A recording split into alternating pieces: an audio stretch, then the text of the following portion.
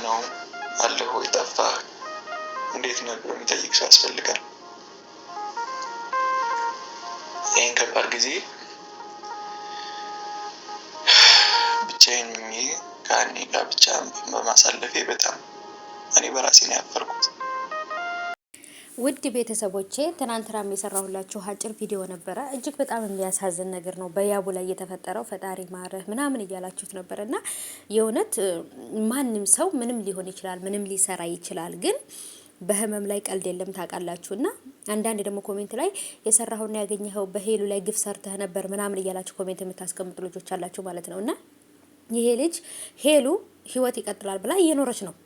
እሱ ምንም ቢያረጋት እሷ ምንም ብታረገው ኦሬዲ ያው ሁሉም እኩል ናቸው ብዬ ነው የማስበው። እሷማ የሆነ ነገር አድርጋለች፣ እሱም የሆነ ነገር አድርጓል እና እየቀጠለች ነው ህይወቷን። እና እሱም ደግሞ በርትቶ ጠንክሮ ህይወቱን መቀጠል አለበት እንጂ እንደዚህ ህይወቱን አደጋ ላይ ማድረስ አለበት ብዬ አላስብም። ህመም ነው ይሄ ልጅ እውነት ታሞ ከሆነ በሷ ምክንያት ነው ምናምን የምትሉ ሰዎች አንዳንድ ጊዜ የምንናገረው ነገር ተጠንቀቀን ካልተናገርን በሰዎች ልብ ላይ ብዙ ጠባሳዎችን ጥለን እንሄዳለን ማለት ነውና ያቡዬ የሆነ ታሞት ከሆነ አዎ ፈጣሪ ማረው። እንደዚህ ራሱን መጉዳት አለበት ብዬ አላስብም። ህይወት ይቀጥላል። ምንም ነገር ሊመጣ ይችላል። ቤተሰብን እንናት አባትን ሰው አጥቶ እንኳን ይኖራል ማለት ነውና ስለዚህ እንደዚህ ሆኖ ያያችሁት እናንተ ኮሜንት ላይ የምትጽፉት ኔጌቲቭ የሆኑ ኮሜንቶች ግን በጣም ነው የምትደብሩት ማለት ነው። ብዙ ልጆች እያዩዋቸው ነው ኮሜንት ላይና አብዛኛዎቹም ግን ደግሞ እሱን የሚወዱት ናቸው።